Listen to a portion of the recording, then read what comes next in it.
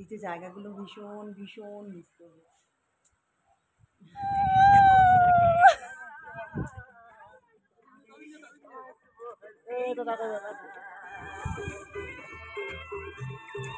আগুন পোহানোরও জায়গা আছে।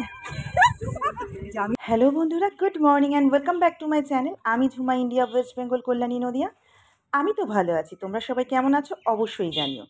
ঘুম থেকে উঠেই জানলা খোলার পর যদি এই রকম দৃশ্য দেখতে পাওয়া যায় তাহলে মনটা কেমন লাগে বলো। আমরা যতক্ষণ গ্যাংটকে ছিলাম এই যে ভিউটা দেখতে পাইনি, তার কারণ না ওখানে 24 ঘন্টা কুয়াশা ভরা থাকে, আর এখানে আসার পর কুয়াশা থাকলেও এই আশপাশটা পুরো ক্লিয়ার, জাস্ট অসম।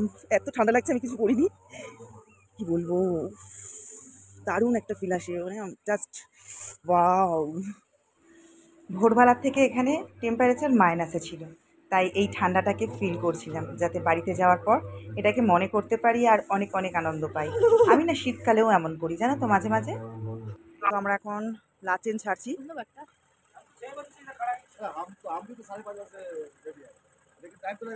শোনা কষ্ট করতে পারে গায়ে, উঠে যাবো গাড়িতে।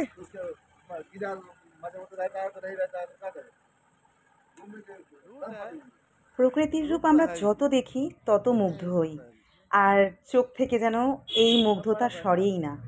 কি বলবো, এখান থেকে তো ফিরে আসতে একদমই ইচ্ছে নেই, তবুও উঠে পড়লাম গাড়িতে, কারণ সাইড সিনে যেতে হবে। আর রাস্তা এত পরিমাণ খারাপ ছিল যে কি বলবো। রাস্তা খারাপ হলেও চলতে খারাপ লাগে না, কারণ এই চারপাশের প্রকৃতির মুগ্ধতা দেখতে দেখতে না সময় কিভাবে চলে যায় বুঝতেই পারি না।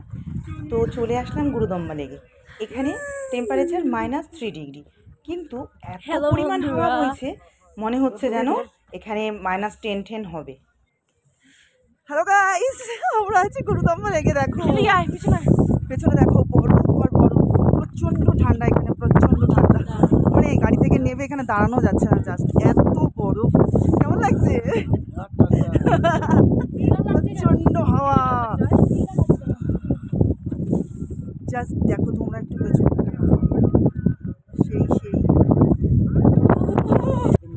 ও, আমি নিজের ভিডিও করছি।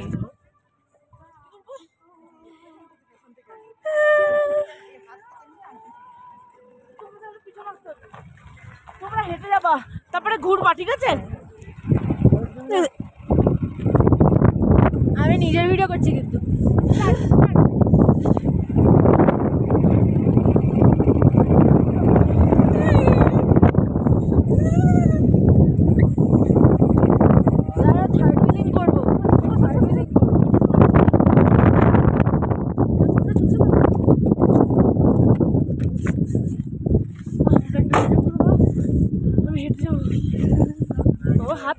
বন্ধুরা, আমরা গুরুদম্বা লেগে আছি, কি বলবো আর এখানকার কথা, অনেক কিছু চাপানো আছে শরীরের ভেতরে, তারপরও ঠান্ডায় মনে হচ্ছে হাতের আঙুলগুলো পুরো ফেটে যাচ্ছে। আর যেখানেই যায় হেসা নাকি এদের টয়লেট লেগেই থাকে, সো যাচ্ছি সেখানে টয়লেটে। কি বলবো, দেখো এগুলো খুব নিচে জ্যাকেটের টুপি আছে, ওপরে স্টোল, তারপরেও হু হু করে হাওয়া হচ্ছে। আর এখানকার ভিউয়ের কথা কি বলবো, তোমরা তো দেখছো, ওই দেখো ওটা বরফের পাহাড়। এখন আমরা এখানে আছি গুরুদম্বা লেক, এরপরে আমরা ওই পাহাড়ে যাব, কালাপাথর। তো চলো দেখতে থাকো। বন্ধুরা, সবচেয়ে বড় ব্যাপার হচ্ছে এখানে -3 ডিগ্রি আছে এখন টেম্পারেচার, আর এখানে কোনো নেটওয়ার্ক কাজ করে না। দুদিন ধরে আমরা কোনো নেটওয়ার্ক পাচ্ছি না, তাই কিছু পোস্টও করতে পারি না। সো আর শিউলিগুড়ি ব্যাক করে তারপর আবার পোস্ট, গাড়ির বাইরে বেরিয়ে আমরা টিকতেই পাচ্ছি না। আর আমার ছোট ননদকে দেখো, পুরো জাদু হয়ে ঘুরে বেড়াচ্ছে। 1 নম্বর, 2 নম্বর বলছে পয়সা খরচা করে এই অশান্তি কেউ ভোগ করতে আসে। বল কি বলছিস, বল। জীবনে কোনোদিন আর আসবো না, টাকা দিয়ে অন্তত এই অশান্তি ভোগ করতে আসবো না। অ্যাকচুয়ালি সবাই সবকিছু নিতে পারে না। হ্যাঁ, আমরা আবার আমাদের কাছে এগুলো অ্যাডভেঞ্চার, তাই তো ঈশা? কিছু বলবে? তাহলে বাবা ওরা ভাবতো ওরা সারা বছর এখানে থাকে, ওরা অভ্যস্ত। যত কালাপাথরের দিকে আমাদের গাড়ি এগোচ্ছে আর এইরকমভাবে সাদা হয়ে আসছে সব কিছু। চোখের সামনে এইগুলো দেখছি আর মানে কি বলবো, এত ভালো লাগছে, নিজেদেরকে কন্ট্রোল করতে পারছি না যে কতক্ষণে আমরা ওই জায়গাটায়। হ্যালো এভরিওয়ান, দেখো তোমরা একটু সবাই যাচ্ছি। হ্যালো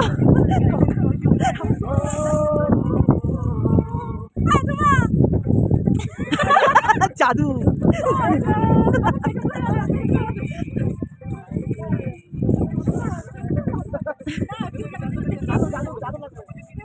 কাঁপানি উঠে যাচ্ছে।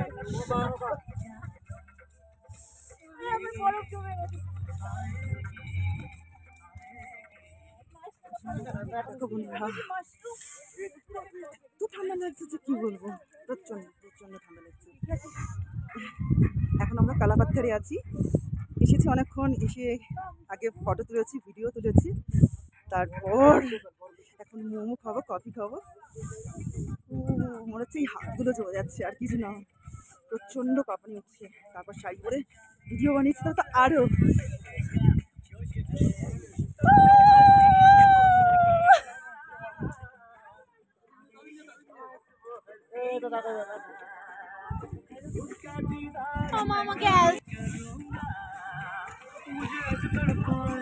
এখানে সব, এখান থেকে গামবুটস, জ্যাকেট সব সব রেন্টে নিতে হয়, নিয়ে নয়তো এখানে এত ঠান্ডা যে টেকা যায় না আর কি। দেখো এখানে এরকম আগুন জ্বালানো হয় এখানে হাত পা শেখার জন্য। এখানে মোমোস পাওয়া যাচ্ছে। আমার ডায়রিয়া হয়ে যাবে।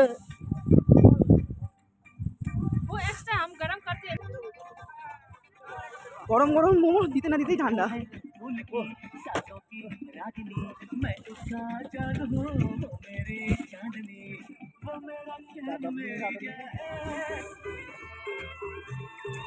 আগুন পোহানোরও জায়গা আছে। जामी ये हम है, ये पिंटू दा है, और यहाँ आग जल रहा है। हम लोग आग क्या पोहा रहा है, तप रहा है, तप रहा है। নিকি আর এসা তো এখানে রীতিমতো স্কেটিং করছিল। আর কি বলতো, এখানে বরফে তুমি যত স্কেটিং করো, বসো, যাই করো, মনে হবে ভিজে গেছে, কিন্তু সাথে সাথে উঠে দেখবে সে মানে গা কিন্তু ভেজেনি। এই একটা ব্যাপার, এই ঝুড়ো বরফে কিন্তু কখনো গা ভেজে না। আর এরা প্রচণ্ড এনজয় করছিল, আমিও প্রচণ্ড এনজয় করছিলাম। অ্যাকচুয়ালি ওদের মতো ছোটো হলে হয়তো আমিও স্কেটিং করতাম। লম্বা লেক আর কোথায় যেন কালাপাথর ঘুরে এখন রুমে ফিরছি। তো দারুণ এক্সপিরিয়েন্স ছিল, দারুণ অ্যাডভেঞ্চার ছিল। বল কেমন লাগলো? খুব সুন্দর, লাইফে ফার্স্ট স্নো দেখলাম। হ্যাঁ সত্যি খুব ভালো লাগলো। নিকি সেকেন্ড টাইম দেখলো, তবে ফার্স্ট টাইম ওর মানে ফার্স্ট টাইমের এক্সপিরিয়েন্স ওর খুব খারাপ ছিল, কারণ ওকে পোক্ত ড্রেস পরায়নি, ঠান্ডায়ও গাড়ি থেকেই নামতে পারেনি, মানে বরফের ঠান্ডায়। তখন অনেকটা ছোট ছিল, এখন অনেকটা বড় হয়ে গেছে। 5 বছর আগে, 5 বছর ছিলাম আমার।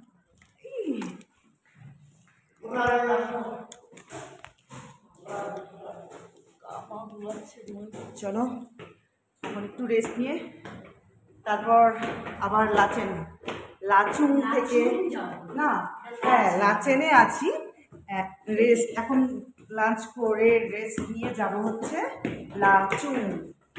সো তোমাদের তো সব দেখাবোই, চলো এবার একটু বাইরে ঘুরছো। সকালবেলা খুব তাড়াহুড়ো করে বেরোতে হয়েছে সকাল 6টার মধ্যে, তখন ভিডিও করে তোমাদের দেখাতে পারিনি সেভাবে। সো এখন দেখো এখানকার ওয়েদার, দেখো কত সুন্দর। এখান থেকেও বরফ দেখা যায়, কিন্তু দেখা যায় না তা না, তোমাদের ব্যাক ক্যামেরা করে দেখাচ্ছি।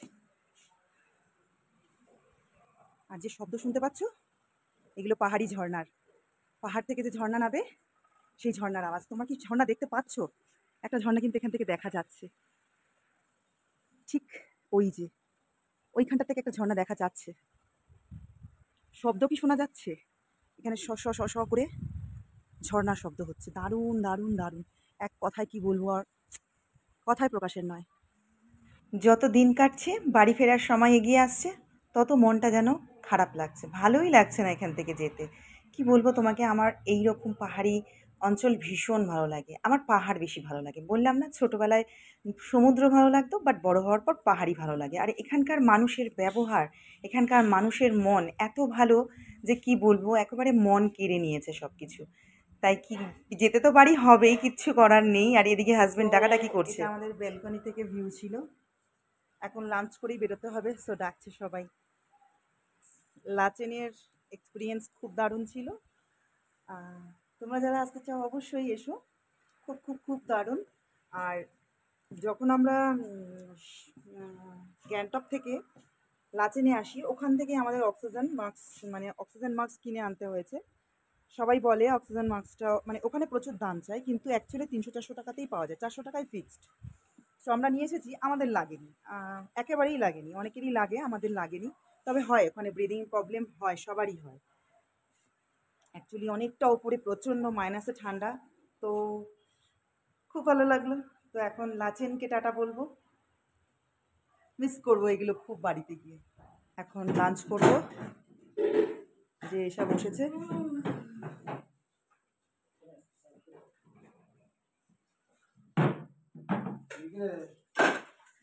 তো আমরা সমস্ত লাগেজ গুটিয়ে নিয়ে বেরিয়ে পড়লাম।